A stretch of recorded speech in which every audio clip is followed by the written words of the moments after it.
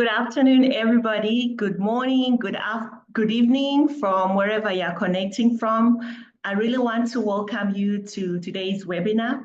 My name is Memories Ondeka Chambwa. I'm the Executive Director of Feminist, the African Women's Development and Communication Network. Today, I will be your moderator for this exciting panel where we are asking German Africa Feminist Development Policy, what next? And I just want to start by just welcoming everyone who is on board, who is listening, and just to let you know for housekeeping, if you have any questions, please go ahead and type them in the chat box. We will address all the questions. If there is anything that you might want clarification as our panelists are making their presentation, we really want this session to be interactive. We want you to ask provocative questions. We want you to also be solution-minded as we ask the big question, what's next? German Africa Feminist Development Policy. So as you might know, the journey of the German Feminist Development Policy actually started in 2021 when the Chancellor Olaf Scholz, and more specifically BMZ, announced that they were going to be adopting a feminist development policy. And this was the first feminist development policy that we saw across the world. And in 2022, the ministry engaged over 400 stakeholders from civil society, from academia, from multilateral organizations, both in German and abroad. And I do know that from the African continent, we did have a lot of consultations on that. The German development policy plays an important role in defining and realizing strong and just societies worldwide, and can therefore serve as a leverage for advancing the issues at the center of its new strategy. And last year, in March 2023, BMZ announced the completion of its new feminist development policy, and we'll ask the colleagues to put a link so that you can also, if you want more information on that development policy as well. So once again, warm welcome. I really want to thank the African Policy Research Institute for convening this webinar. And as we head on today, we are going to have a panel from 4 amazing experts. And I'm going to just briefly go through their quick bios, and then the bios will also be screened on YouTube. So you can go ahead and get more information from them. But we are going to start with Verena Weisner. I hope I got it correct. Verena is a senior policy officer in the Division of Feminist Development Policy at the Federal Ministry for Economic Cooperation and Development, that is BMZ. And she's a lawyer by training, and she holds various positions at the ministry and its external structure over the past years. So Verena has really been holding the portfolio on the feminist development policy. Our second panelist is going to be Professor Josephine Ayikire. She is a professor of gender studies in the School of Women and Gender Studies, College of Humanities and Social Sciences at Makerere University. She's also an honorary professor at the Center of Advancement of Non-Racial and Democracy, Nelson Mandela University in South Africa. Her scholarship is centered on feminist perspectives in politics, land, livelihoods, and cultural studies. Professor, welcome. And our other panelist will be Barbara Mitchelham. I know I got it wrong. She's an independent Berlin-based political analyst and consultant. Her research focuses on feminist foreign policy, gender in peace and security, human security, and civil society's role in foreign policy making. Our last but not the least panelist is Hala Al-Karib. She is the regional director of SIHA, the Strategic Initiative for Women, which is a vital organization in promoting women and girls' rights and empowerment in the Horn of Africa and the two Sudans. She's a world-renowned pro-democracy and women's rights activist who has dedicated more than 20 years to empowering women and girls, focusing on those in conflict and post-conflict areas. So that's our panelists, and I'll go straight into the questions. And the first question will be to you, Verena. If you can elaborate on some of the specific applications, the concrete actions, and the next step taken by BMZ's first development policy since its launch last year in March. And if you can also give us some examples, that would be absolutely great. So Verena, to you. Thank you very much, Memory, and big thanks to APRI and especially to Serva and Ada for organizing this great panel and inviting me. Sounds very exciting. So to your question, Memory, yes, you already mentioned the journey that we had in writing the policy, and that was actually already the first step in our feminist journey to have this very thorough consultation process. I think we have been leading in the ministry a new way of consulting. It has been followed in other strategies now, that we include much more civil society from the global south. And we have also published the inputs we have received from all those exciting participants in our consultations and made transparent how it has influenced our strategy. The core elements that came out of the consultation and that we have included in our strategy are that that the approach has to be human rights based, gender transformative, intersectional, post-colonial and anti-racist, and that we have to build strongly on international alliances. So those are the 5 core elements, and we have been working on all of them on 3 different levels in the last year and some months. So first of all, we're trying to work on the institutional level. In the strategy, we call that leading by example.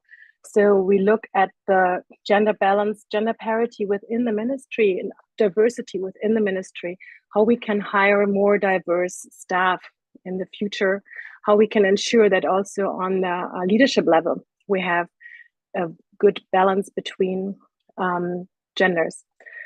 Then we have identified the training needs within the ministry, especially with regard to gender equality to feminist approaches, and have developed our own trainings and new formats of discussions within the ministry. And we're now in the phase of rolling them out, which is quite exciting, hoping to reach all those we have not maybe convinced yet. So that's the institutional level where a lot has been happening in the past year. Then we are looking at the portfolio level. That is really our project implementation in all our partner countries, including in Africa. That is, we are trying to include the topic of feminist development policy in all our government negotiations with partner countries, and quite a couple have already happened in the meantime, including in Africa. Sometimes these discussions are challenging, because our feminist development policy asks us to strike a balance between our own values and convictions that we want to bring into the cooperation and the priorities of the partner countries that we really want to listen to.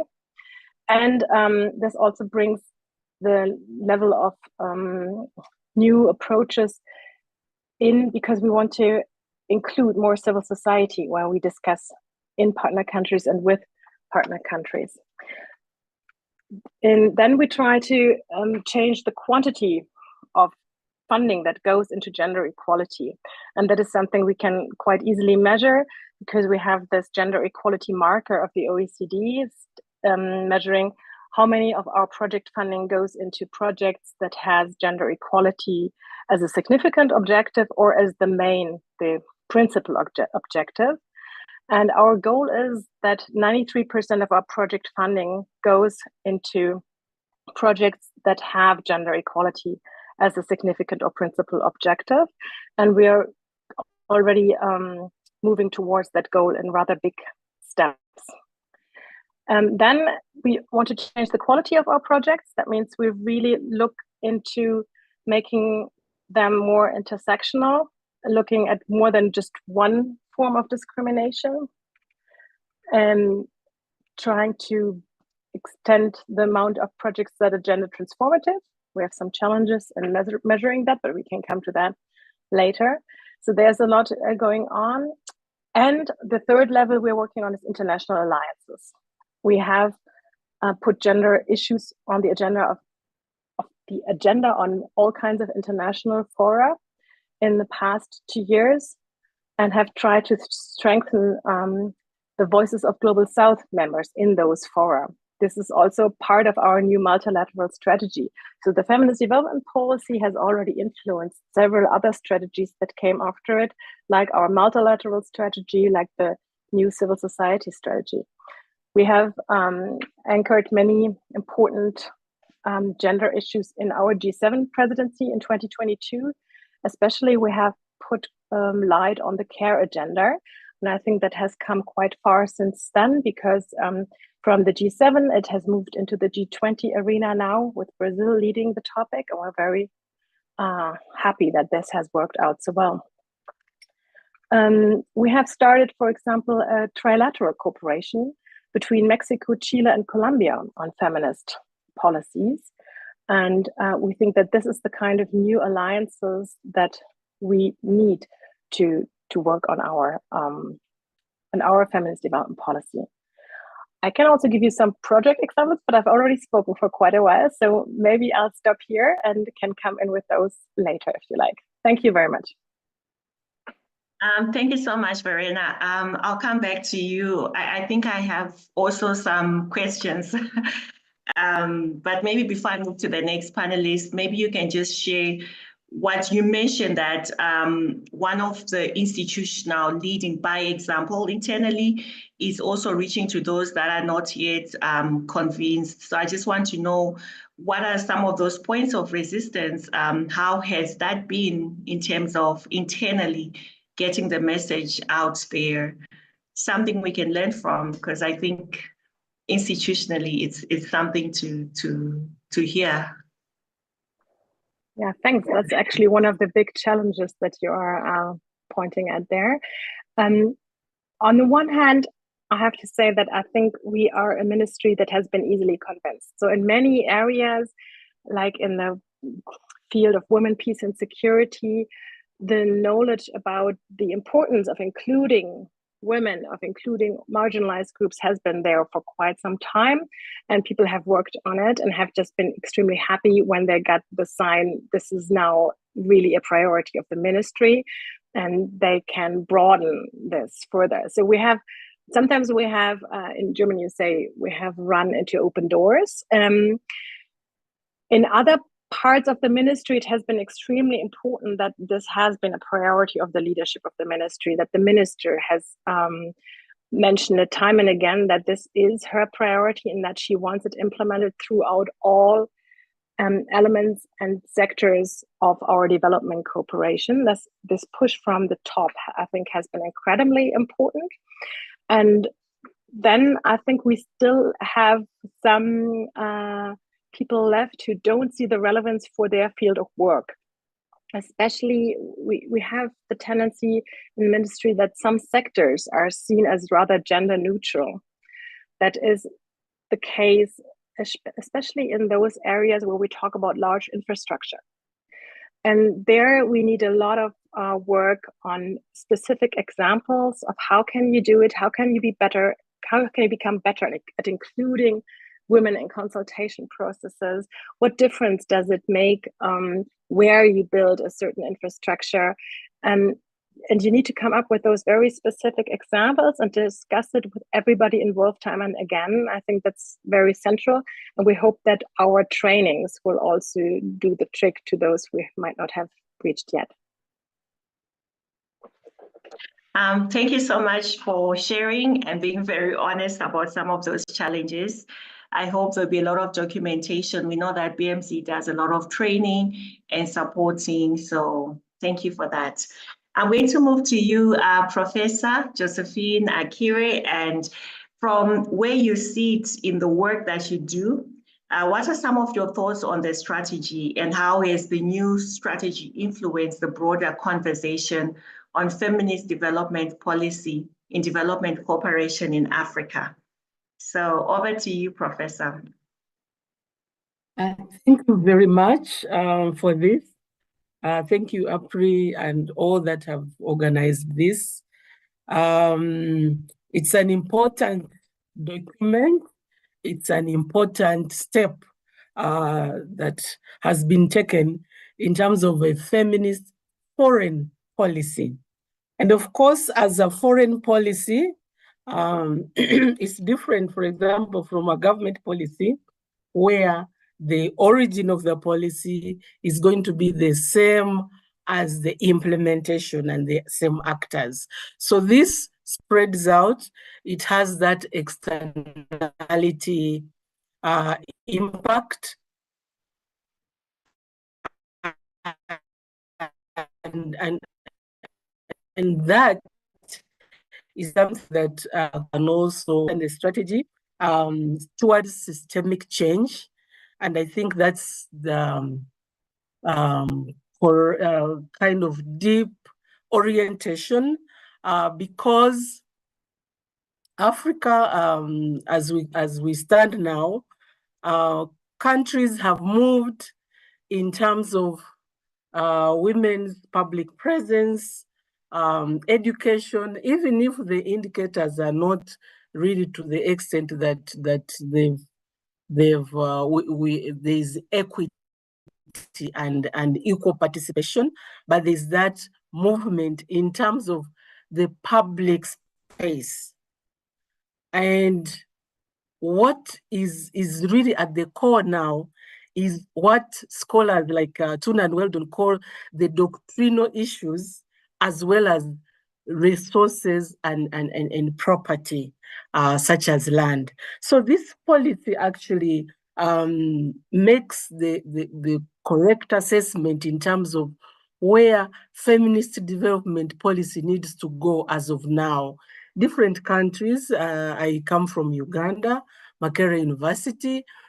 We have actually, in the last graduation, there was uproar because the female graduates were 52%, and the males were 48%. And there was national uproar in terms of how there has been focus on the girl child and the boy child has been ignored, you know, all that kind of stuff. But of course, the critical analysis of the figures was that most of those were from the humanities, and the sciences, natural sciences, were still male dominated, and many other fields, of course.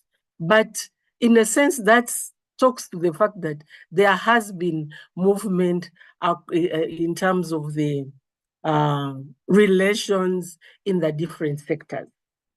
And this policy also has this uniqueness in terms of the fact that there was consultation. The contexts are different, even very many different realities and multiple identities. And it's very important to take that intersectionality approach that the strategy has taken.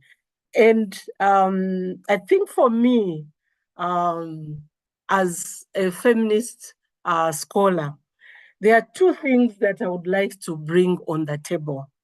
One of them is that the implementation or the rollout of their policy will not stop at the initial consultation that was done, but that consultation has to be continuous, because contexts also change. Even national contexts change.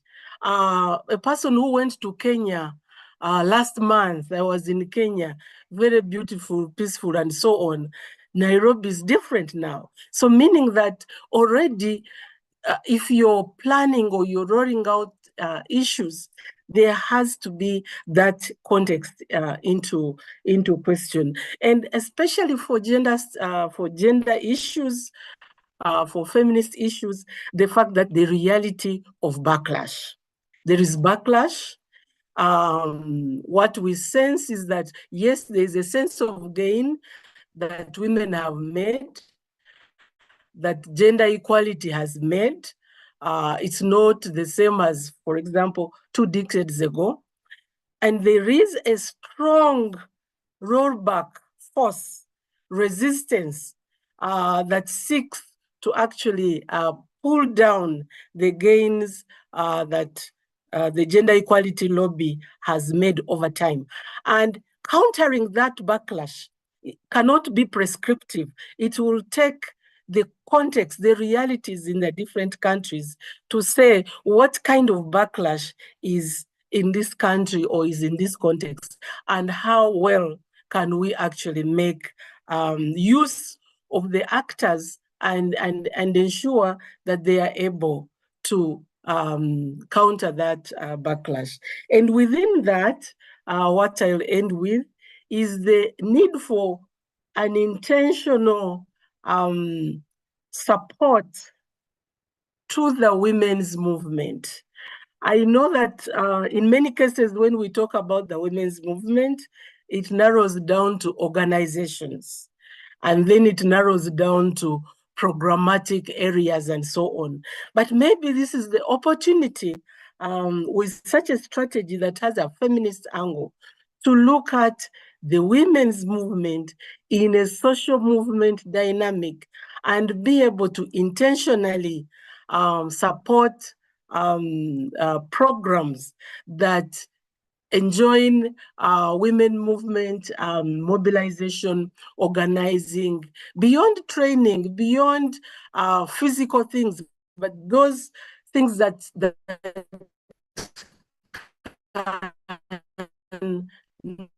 now tackle the aspect, gender relations, personal relations, family relations.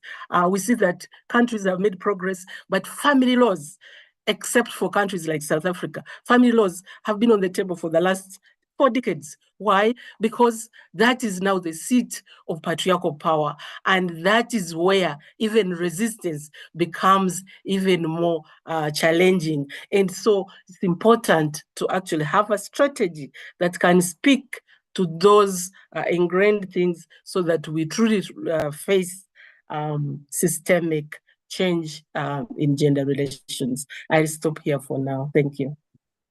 Thank you so much, Prof. We'll come back to you on that, but maybe just to also think around, I know within the academic space, we went to school a long time ago and there was no feminist development cooperation or policies.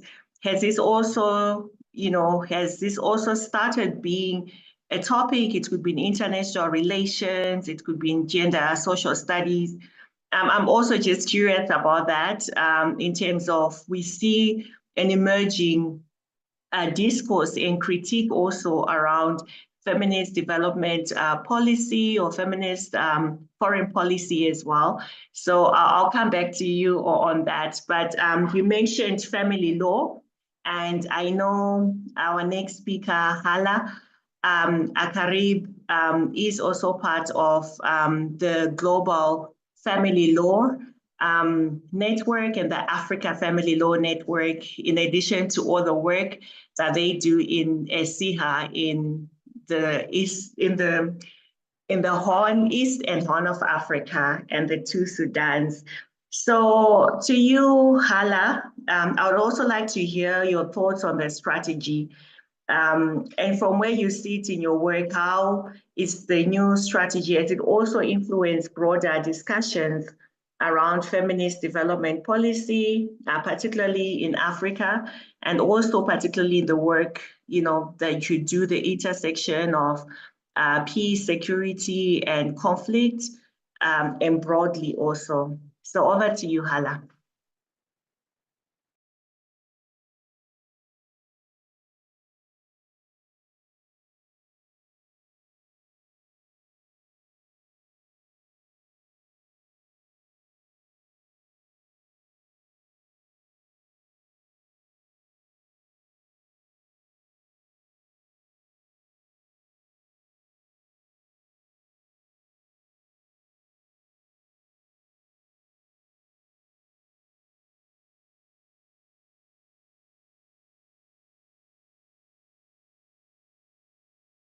just looking at the situation from our own angles, those of us who are working in the Horn of Africa. And I think the professor has touched on the intersections between family law, women, peace and security, and issues of social protections, and how to invest meaningfully on women's development beyond only focusing on NGO, but also looking at the various manifestations of women movements,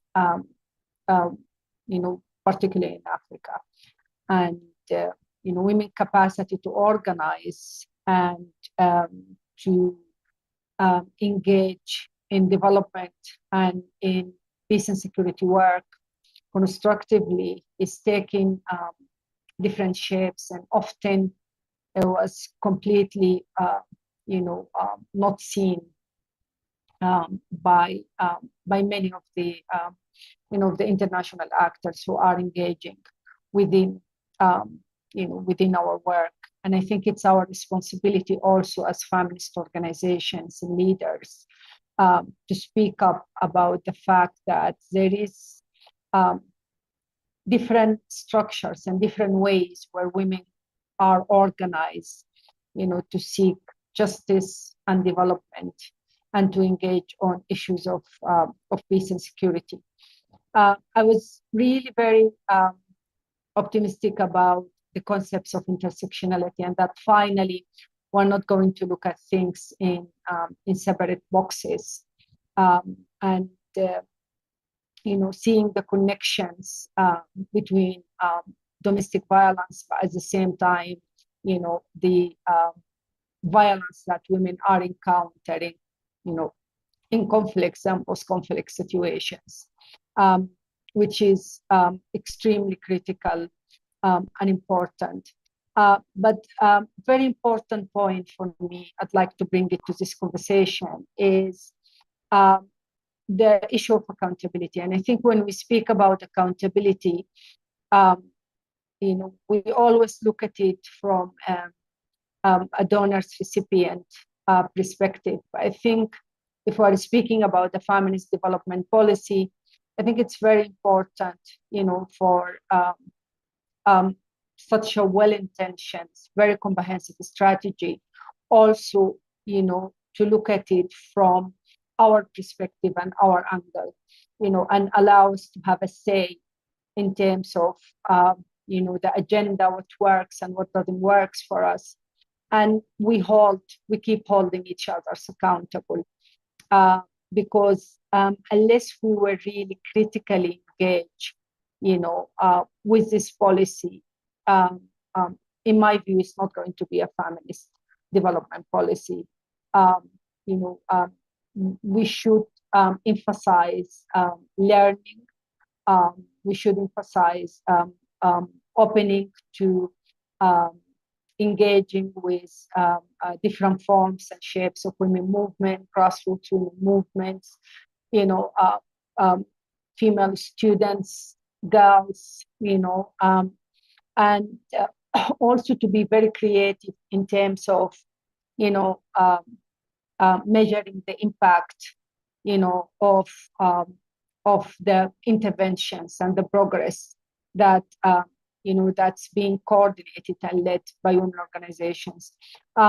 Very important also point that I would like to raise is the issue of collectivity and supporting women organizations and women movements to work together. And I think memory, we have very good experience through the African Family Network, with very minimal resources to bring together a large number of feminist organizations from across the continent, to create a safe space to discuss, the need to work on such an important and political issues that obstructs our access to resources, issues of social protections, issues of guardianships, and even how it intersects with women political participations, and it's such an important agenda, and so on. I think it's important to support, collective work, consortium work, and women organization joining efforts, and to make sure that that the women movement doesn't have one face. We have different agenda, different faces, and different patterns of engagements with society. It's also very critical and important to see the added value of a sincere and genuine and meaningful interventions of women in policy and political platforms in terms of a turmoil region like ours, peace and security. And also this is where accountability is very important.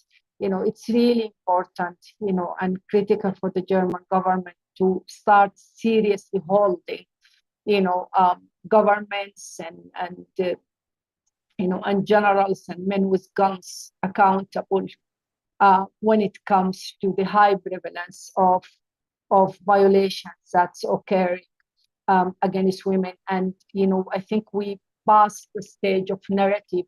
We passed the stage of just minimum support and things like that.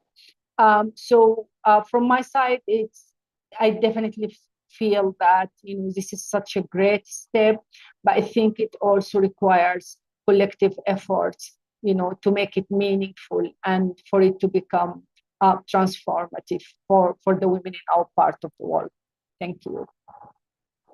Thank you so much, Hala. And I kept hearing the words collectively working together, transformative, and that, it's a step to see more and more of the feminist development policy really being real on the ground. And I think thank you so much for that as well, particularly in the context of women, peace and security, but also beyond in other critical issues like family law and the like. And I think with that, I'll move to Barbara. I think when Verena was talking about one of the 5 key elements she mentioned was intersectionality. And I think, Hala, your previous comment in that, there's a lot of diversity also speaks to some of those core elements of the feminist development cooperation policy. So Barbara, I think it's the same question from where you sit in the work that you do at the international level. What are some of your thoughts on the strategy? How has it influenced some discussions, especially around development in Africa as well? Has there been any new initiatives, collaborations? Over to you, Barbara.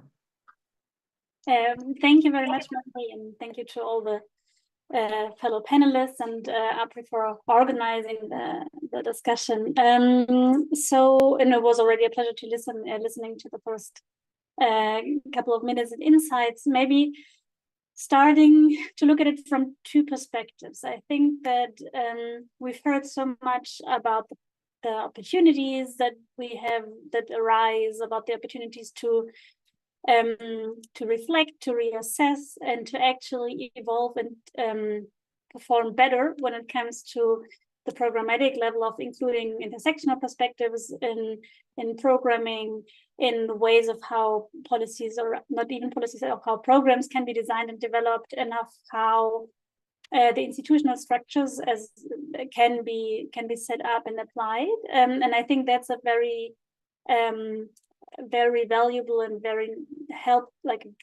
that can be a big step towards achieving more gender aware, more intersectional, more diverse policies and programs.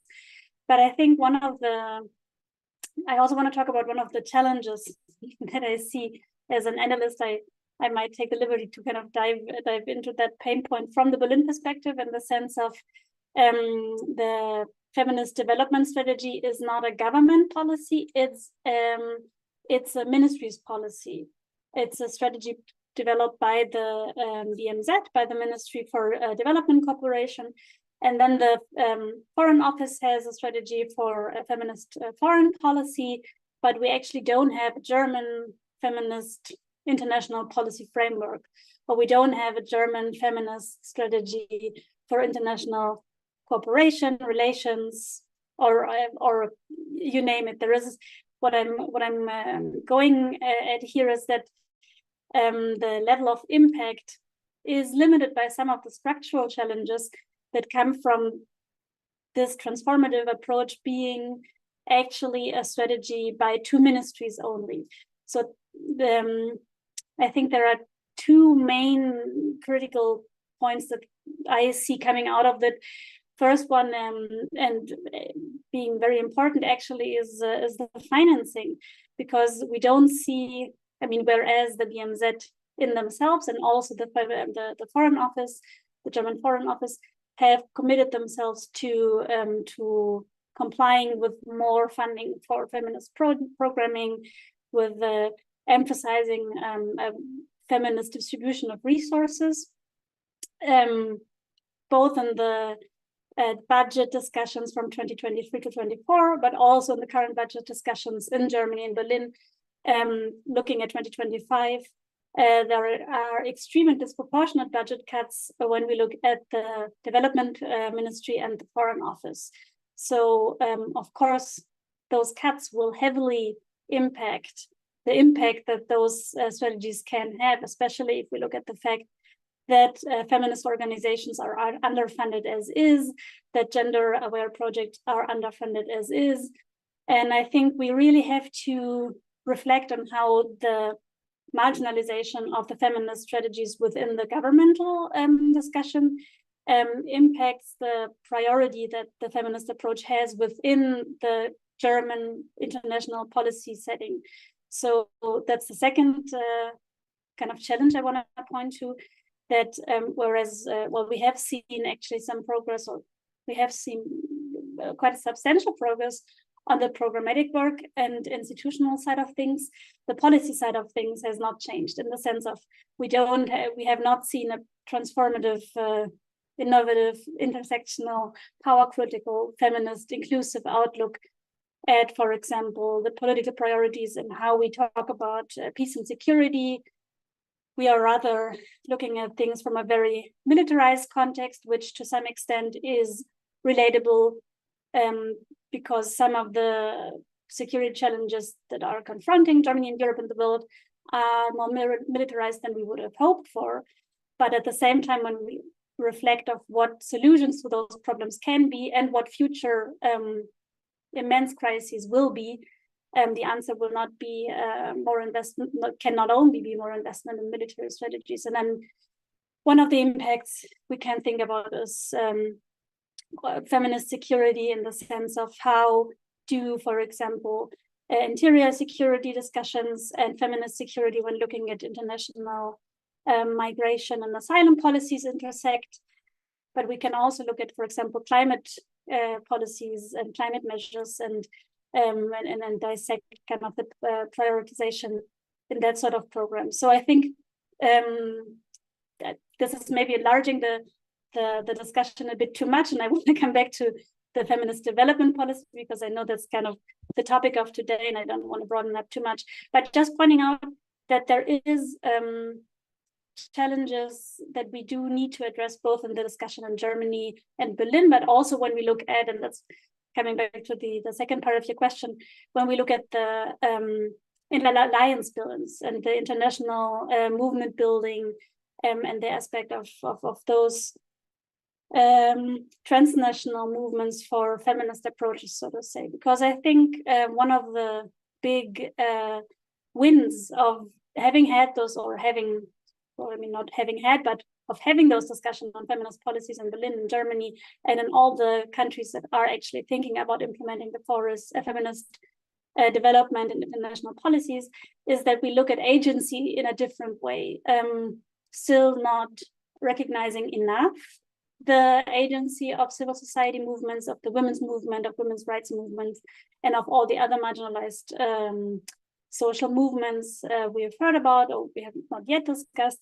But I think integrating those actors and those movements much more can actually build a bridge to how to close those and how to have those critical discussions of what constitutes a feminist security perspective, what constitutes feminist development, and how can we actually include those priorities and those perspectives, not only in the programmatic work, but also, and I think that's crucial, also in the policy work.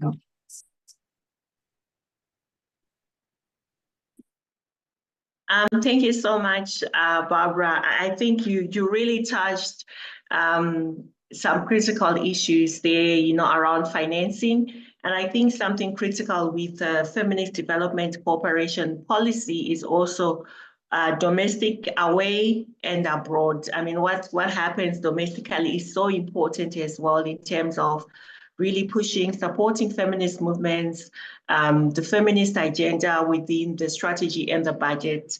And I think you also mentioned something that we don't hear a lot around feminist security. What does that mean vis-a-vis support given to feminist movements and support going to military issues around international migration and climate.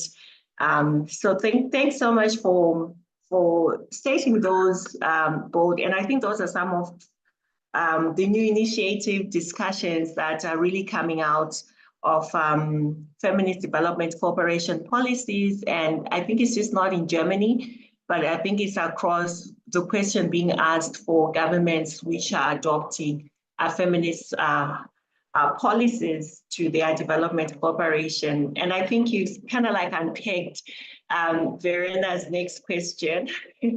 So I'll go back to you. And I think, yeah, we want to talk a little bit more around implementation. So I think in the first round, it was really just to find where we are. It's just been 1 year, right? March, since the announcement and completion of the development cooperation policy. So maybe just to hear a little bit more around adopting policy processes and funding decisions, what are some of the experiences and some of the challenges?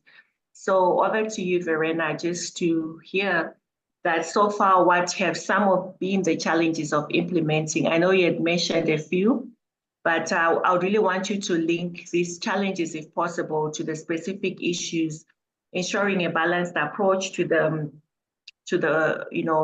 issues around rights, resources, representation, and equal participation, irrespective of gender, and particularly also for marginalized groups, and really focusing, like you mentioned earlier, how there is intention to also focus and support Global South movements and alliances. Yeah, that's quite a lot, but let's hear from you. Thank you. Yes, that's a huge question. So challenges in implementation. I think one challenge I would like to mention first, even though that's not the implementation level yet, but Josephine mentioned it, and I think it needs to be on the table. That is the global backlash against gender equality that we face in international fora, but that we also face in partner countries. And that is sometimes very critical to our human rights-based approach or our intersectional approach, especially when we want to look at LGBTIQ+ communities in Africa. We have very difficult challenges in some countries at the moment, as you all know. So, and I think that can't be separated from the international backlash, because often it is international financing that leads to these anti-LGBTIQ laws in Africa. So this is something that brings us back to what Hala mentioned about collective approaches.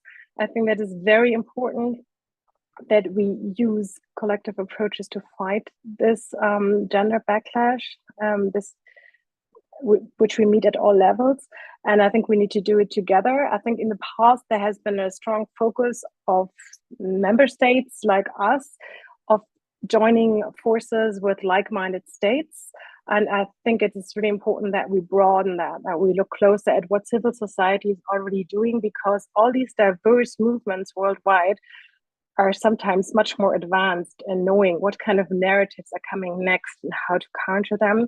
And we need to learn. We need to learn much more from them, and we need to include that in our strategies and in the narratives that we use when we argue, for example, at the international level. So that's one of the challenges, but maybe also one of the chances that I see in our feminist development policy. And then another challenge that was also mentioned several times, especially by Josephine and Hala, is the financing of feminist movements, which is so important and which has come out as a clear priority out of the consultations for the strategy. So yes, feminist movements worldwide are heavily underfunded, and the discovery of that unfortunately comes at a time of severe budget cuts, as Barbara mentioned. So our overall budget is going downhill while we try to find new financing for new actors that have not really been in the focus in the past. So that's a huge challenge. And on top of that, we want to change the financing that we offer to feminist organizations, because they are, and rightly so, they are asking for more flexible funding that is not only for project implementation. And I mean, we have started out with traditional funding when we first adopted the strategy. That's something memory knows, because, for example, we have had some financing for Femnet on a very traditional project-based contract at the beginning. And we're trying to move away from that. We're trying to include more civil society, more movements in all kinds of areas. There are some funds that are already well established that do a good job there, I think. For example, we are financing the Action Network on Forced Displacement via the Women, Peace and Humanitarian Fund. Or we're supporting the Stand for Her Land campaign, which is really trying to link grassroots action to global coordination on the issue of women's land rights. And we are continuously funding the UN Fund to End Violence Against Women and Girls, which is also cooperating with civil society. And we're trying to find new ways to finance the feminist ecosystem overall. And that is something that is still as part of our challenge, which has to do with the budget cuts that we're expecting. So we'll see what the 2025 budget brings about. We hope that we can continue to move into that direction. What we have done already this year, and it's not the perfect solution yet, but it's an important step into that direction, is we are setting up a regional project in Africa to finance feminist movements on the African continent. And we will use existing organizations and funds, feminist funds on the continent as intermediary to the grassroots level, while at the same time supporting their networking activity. And this is another step into the direction we want to go to counter this very specific challenge. Thank you. Thanks so much, Verena, for sharing that. And I think the issue of really funding the feminist ecosystem and funding that allows flexibility for feminist movements, especially because we're also seeing a lot of shrinking for women's rights and gender equality. So we do hope there'll be more priority and more emphasis in the budgets that come, hopefully, as internally,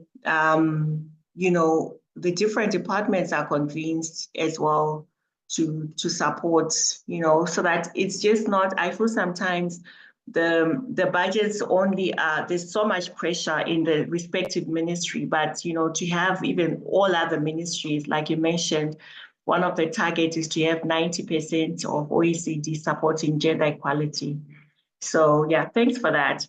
Now I'm going to quickly ask all the panelists as well, what has been the experience in translating this feminist development policy into action? So I know in the first round you were sharing, some of the issues, but Are there any successes? Are there any challenges, particularly in the existing power dynamics and the potential resistance? Prof. Josephine, do you want to go, or Ala? I don't mind going. Okay, go ahead, Ala. Yeah. I think on a positive note, you know, I'm very proud of our capacity to work together as African feminists. And I think recently, I would say over the past year and the year before, we have been,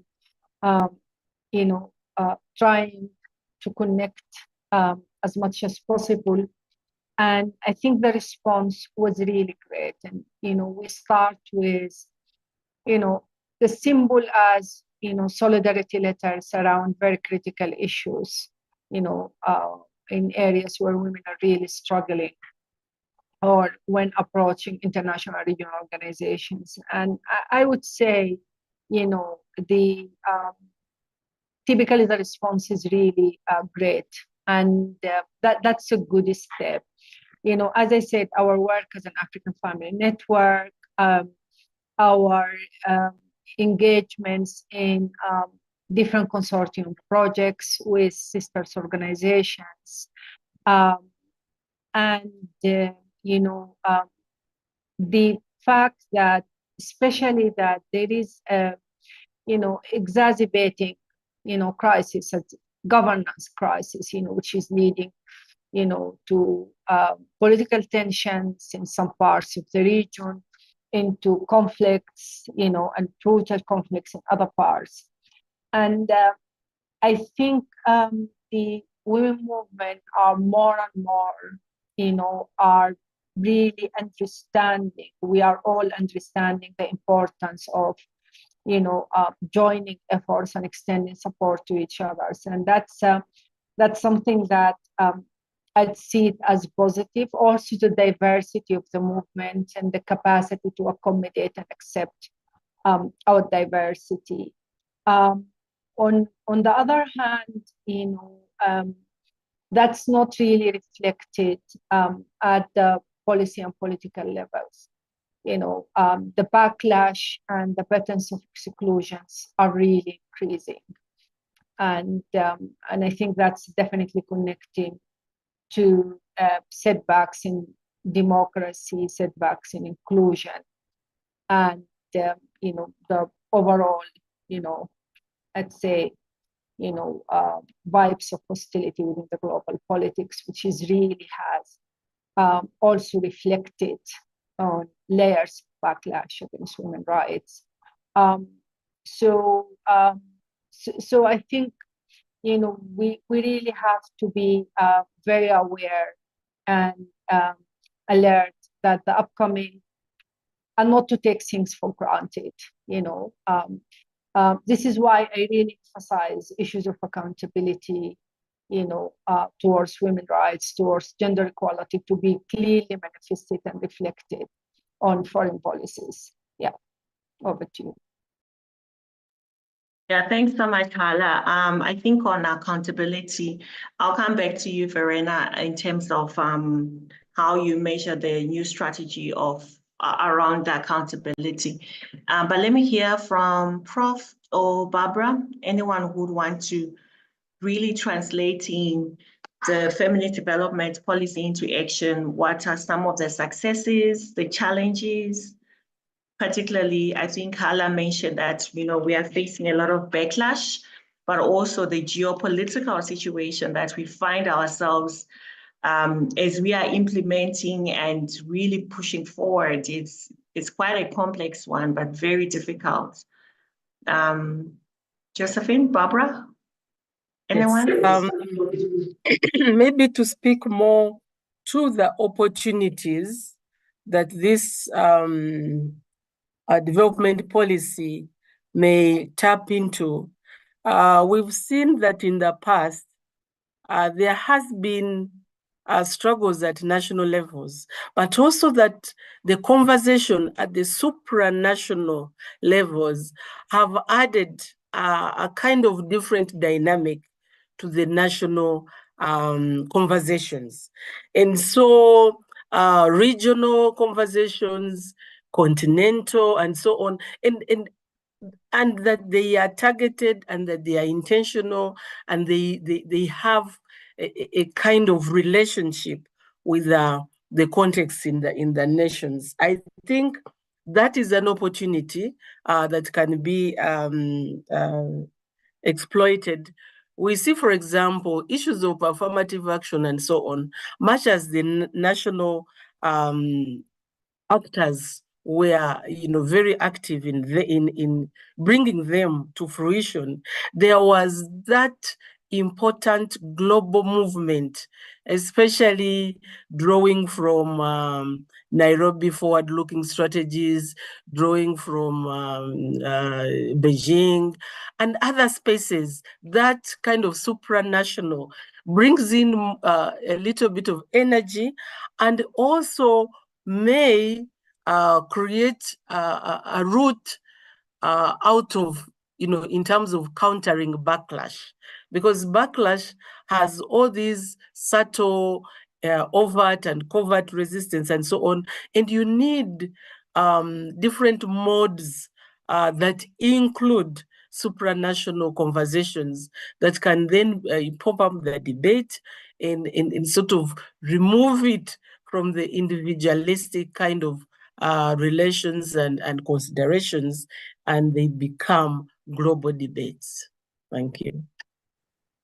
Absolutely. Thank you so much. And I think Verena also mentioned the issue around intersectionality and diversity as well. So I think moving it more into action. Yeah, thank you so much, Prof, on that. And Barbara, do you want to add a few? Yes, thank you very much. I mean, a lot has been said, and I very much agree, especially also with the last point that Josephine made, in the sense of building those alliances as movements, and maybe also as transnational movements. If I understood you correctly there, I think there is a lot of potential in that, and maybe adding something on when we look at the aspect of alliance building and partnerships with civil society, as Verena has also mentioned earlier. I think one thing we have to reflect on is the notion of expertise that we attribute, for example, civil society actors and civil society organizations, because in many cases, the perspective on international institutions, development or political institutions of any sort, and civil society is more of a civil society is the receiver of aid, aka funds, whereas actually it's in many cases civil society that has, and I know civil society is not a monolithic block, but in all their diversity, civil society actors have the information and the contacts and the knowledge of the complex contexts that oftentimes lack in the more static and more formalized political structures. And I think we do have to put much more emphasis in finding ways and instruments and making those spaces and efforts to have the discussion spaces between those two groups, not in the sense of providing fund and aid in a top-down approach, but as in integrating the expertise that is lacking in policymaking and in programming, and that leads to policies and programs that are not comprehensive and thus fail in the end because they don't address the problems at the root cause. And I think to not only be critical and vague, I also want to put in something that I actually perceived as positive in the implementation of the feminist development policy, which is the process of the portfolio analyses that the BMZ has commissioned or has started, and I was part of one of the processes for the Latin American and Caribbean portfolio, and the process was integrating the regional organizations and those who were working closely with civil society actors and agencies there and expertise. And there was a very interesting multi-stakeholder process, and it was very much built not in the sense of what are the priorities that of the BMZ, of the development ministry, but it was much more looking at the regional perspectives and actually not going from the Berlin perspective towards the region, but going from what is the regional perspective towards Berlin. And I think there is a lot of value in those kind of processes, and we need many more of these.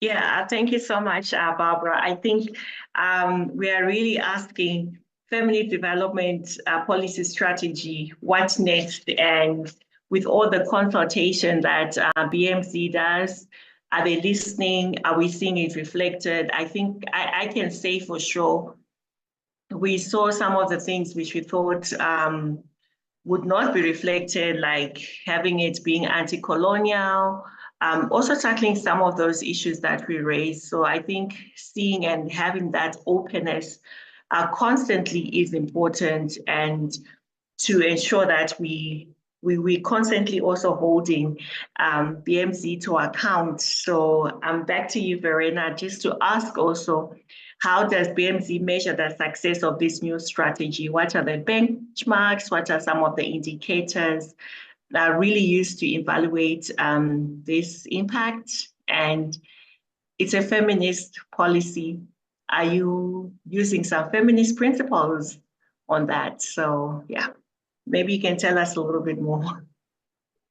Thank you. There were so many exciting inputs that I would like to comment on, but I will first answer your question, maybe on accountability. Yes, so that is very important. And in order to translate the policy level that we have in the strategy to indicator level, we have published the third Development Policy Gender Action Plan. It lasts from 2023 to 2027. And this is the document that has the indicators and the descriptors, measurements for evaluating how well the policy is actually put into action. It was again prepared in close dialogue with civil society, especially also with experts from the Global South and North and the academic community. And it provides guidance for implementing the feminist development policy, but especially it formulates a total of 34 quantitative and qualitative indicators and descriptors to make the implementation and the measurement of its success more transparent. And because you ask about, is it a feminist approach that we're taking towards those measurements? We're also currently in the process of setting up a civil society advisory body that will meet to critically reflect on the implementation process, and will have the first midterm review next year on those 34 indicators. There may be a little bit too much to list them all, but I could maybe give you some examples of what those indicators are that we measure our success. You already know the 93% goal that includes also a specific target of reaching at least 8% of our project funding going towards targeted interventions, meaning that the principal objective is gender equality. Then some other indicators that we use are, for example, the number of people who have participated directly in municipal, regional, or national policy decision-making and consensus-building processes, disaggregated by gender. Or we're trying to find the percentage of newly committed project funding that promotes the elimination of gender-based violence and harmful practices. We are looking at the number of people who have improved availability or access to food, again, disaggregated by gender. We are looking at gender transformative approaches, including, for example, advice to partner governments on anchoring equal land and water rights for women and marginalized groups in legislation and policy. We're looking at the percentage of newly committed project funding that contributes to the inclusion and empowerment of people with disabilities. That is one of the few intersectional elements that we can actually measure because we have a marker for this. We're also looking, when we look at our own goals, leading by example, at the percentage of BMZ employees who have received training on the core elements of feminist development policy, on measures and initiatives within the BMZ that strengthen diversity and serve to prevent discrimination within the ministry. And important maybe to all of you, the number of projects that support feminist, women-led and women rights organizations and institutions. Also indicators, and also for gender transformative approaches. I think this is what distinguishes it from just being a gender policy to a feminist policy, to see what are the transformative elements. So we'll definitely be looking to that. There is a question which has come through, so I'll just read it out. I'm currently working as a consultant to lead the contextualization of German FDC policy for the GIZ Ethiopia and Djibouti country office. Our main finding is that most CSOs want to replace the word feminism because certain values promoted by international feminist movements are not supported domestically. So the question is twofold. Would you be open for Ethiopia and Djibouti to change the word, or at least to localize it to something more in line with their own values, thereby giving them the agency to highlight their positive religious, cultural, and societal values, changing the negatives. Mesarek, you didn't mention who the question is directed to exactly, but I won't answer it. So maybe if we can have a response from Barbara or Josephine or Hala. Do you want to respond to, or Hala, I know you work in that region. Do you want to start responding to this question? I mean, for me, it's a very distracting conversations, to be honest with you. It doesn't matter how do you want to call the women movement, if you want to call it a feminist movement, or if you want to call it women movement, if you want to call it women and development movement. I think it's distracting in my view, not in a positive way. I don't think it's about, the name. And I know I work with organizations and, and groups in Ethiopia, particularly I know Djibouti, there is a struggle when it comes to civil society and civic space. I know that the Djiboutian Women Union is one of the very few functioning women groups in the country. And I know there is a few grassroots, but the civic space is really, really, tight, and there is lots of scrutiny. So I would say that, this will not be a reflective, of the movement, and it is, collectiveness, might reflect a specific group of people. I work very closely with many factions of the Ethiopian women movement, and many are quite comfortable with the term feminist. Many, they like the term women organization, but that should obstruct. Bottom line, there is a commitment towards the basic rights and principles, and and so on. So sometimes when these conversations surface, I worry that to be honest, sometimes I see it as part of the backlash. Yeah. Thank you. Yeah, and maybe Barbara and Verena, I think this question also to you as well, as part of BMC. Barbara, you've joined us. That's good.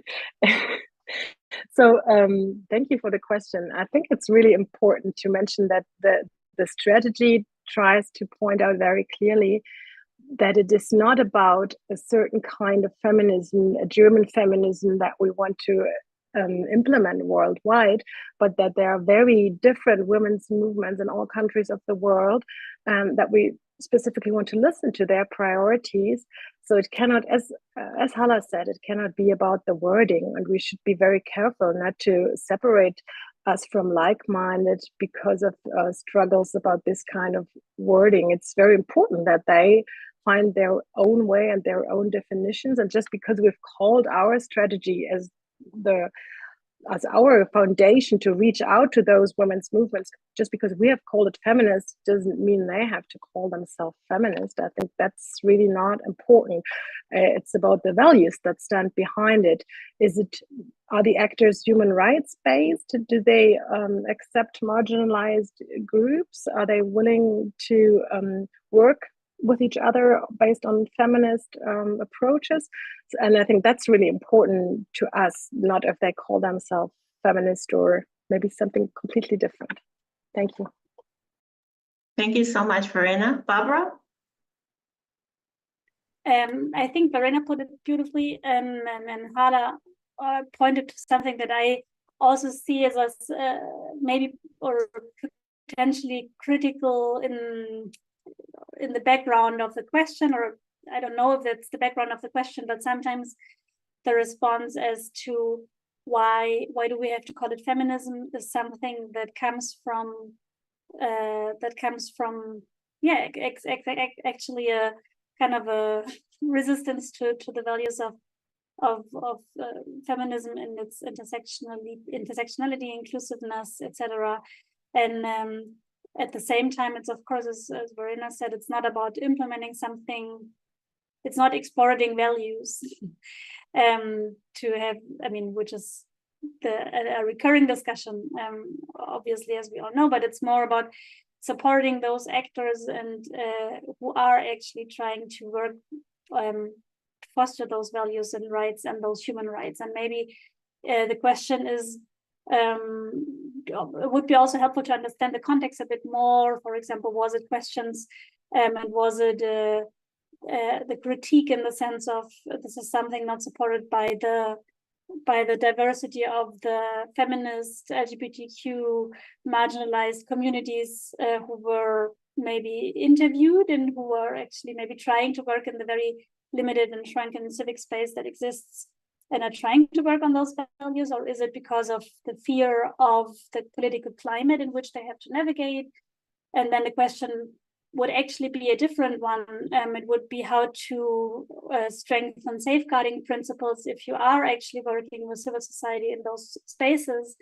And maybe this is a different focus as to how can you ensure that safety of the actors you're working with is at the top of your priorities, while still trying to support work, the work that is gender transformative and intersectional. Because I do think that, as Hala also put it, if you're focusing on the core issues of human rights, then this is something that it's not about exporting something, but it's not as negotiable per se. Also, I'm sure that Verena is a great colleague, but I'm not myself part of BMZ, but I work independently. But I hope I was able to answer the question as the independent observer and being based in Berlin. Absolutely. Yes. Thanks, Barbara, for that. And I think just to also add to say that context is important. So I think it's important in terms of different countries. We as Feminist working across the continent, we know that there are some tensions around the word feminist and the different feminism. So I think it's to really anchor on the approaches, on the principles that are towards, gender equality, towards equity, towards parity, that are human rights based, and also that are transformative in nature. So thank you so much for that response. And I do hope they'll also be able to also understand and unpack that when we talk about feminism, it's not a foreign concept. We have the African Feminist Charter, we have the Maputo Protocol, which have very feminist policies on the African continent in their nature. And in April, we also launched what we call the African Feminist Informed Policy, which is actually a collective, which is also going to start bringing together feminist activists, gender equality, scholars, movement builders, to really look at the feminist foreign policy. But also we knew that calling it feminist foreign policy informed would also have a bit of tensions, given that Africa only has 2 countries which have actually said they have a feminist foreign policy. But of course, we're coming to the end of our discussions on what's next. So looking forward, I'll just ask 1 minute for each of you to say, look, what can Germany, how can Germany encourage and support other development partners? And what are some of the innovative ways that BMZ can use to achieve impact? So I'm going to start with Prof. Josephine. I'll just give you 1 minute. What is the way forward? What's next? What can you say about really the implementation and the impact of the feminist development policy of Germany to the African continent? So 1 minute. Oh, thank you very much. I had wanted to also add voice on the feminist or the word feminism, and whether or not we are free to use an alternative. And this is one of the questions where either way you are doomed. You answer it, you're doomed. You don't answer it, you're doomed, because it is loaded. There are many English words that we use: democracy, justice, name it, and we don't find a problem with them. And when it comes to feminism, as an English word that is supposed to describe what Hala has called the bottom line. So what we are agreeing on really is the bottom line. And the decoloniality part of it means that we can actually agree on a just society in whatever form you call it, in whatever language. But it will still bring you to feminism because you're using the English language. If you're using a local language, we have local versions of justice, Ubuntu, and so on. It does not take away the bottom line. I think that is where we really need to go, and to say that this bold step can take us to another level in terms of scaling up public debate. So these are not individual things, but public debate, which asks ourselves, what change do we want? What kind of society do we want? In any way, there is no society that condones violence. There's no society that condones war, terror in the household, in the community, and so on. So bottom line is that we need to work towards that Ubuntu just society, period. Thank you so much, Prof. Ubuntu, for real.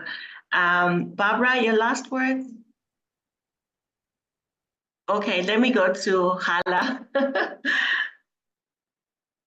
Are you ready? Okay, let me go to Hala, then I'll come back to.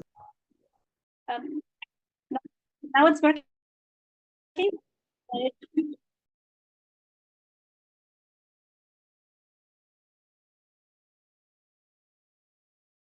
Okay, Barbara, go ahead. Sorry for that. Barbara, go ahead. Then I'll come to Hala, and then I'll end with Verena. Oh, I'm sorry. Thank you, and I'm sorry. I think that my Wi-Fi connection is seems to be striking.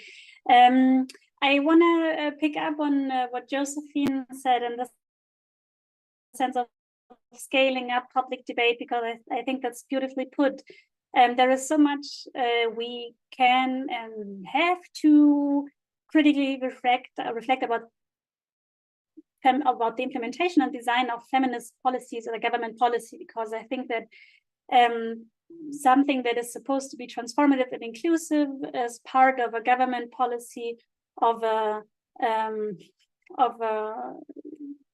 global Northwestern German government institution is critical in a way, because it will never be able to fully transform power structures, I think, putting it that way. But having such a policy opens up the space for those discussions, for the discussion we're having now, and also for the continuity of having those power critical reflections. And I think having these at international level and academic contexts, but also having these in a sort of connecting the domestic, the global, the regional, the international spheres, and kind of recognizing the continuity of patriarchal structures and oppression. I think that's something that we can do, building on those transnational social movements. And I think that might be an important step. Thank you. Thank you so much. Thank you so much, Barbara. Hala? I think, I think both Barbara and Professor, they have more or less, spoke, they have said the last word. I'll just add the importance of learning and, opening and enabling the space for, for ongoing conversation is critical, so that we don't fall back into the usual, and then, we forget to, to hold ourselves accountable, to this, to the policy and to our engagement with it as well. Thank you so much, Hala. Verena, any last words? Thank you very much. I agree with all my predecessors here. The speakers have said it all. I think we need to strengthen intersectionality and inclusive policy design, and we need to learn a lot more. The journey is continuing. What we're currently looking at is power structures. What are post-colonial continuities that we have in our ministries, and that will be a difficult process, but it has started, and I think it's great that it has started. We can learn a lot from it. I think there are a lot of chances in more South-South and triangular cooperation. There are chances in multi-stakeholder approaches, and there are chances in closer cooperation with those women's movements that we have talked about a lot. And I think our minister has been very outspoken about her priority in all international fora. So your question, how can we encourage other development partners to join? I think she's working on that. But in the end, it depends on political priorities, and that means on elections. And there we have there's a lot coming this year. Thank you. Thank you so much, Verena. And I think a lesson learned from Sweden, who started with the feminist foreign policy, is to institutionalize, to say no matter what government comes, no matter which continent, the feminist agenda and principles for development cooperation will continue and will be strong, and that we have more funding and support for women's movement and for women's work. So thank you so much. Thank you so much to our panelists for taking time for engaging, and also to our audience.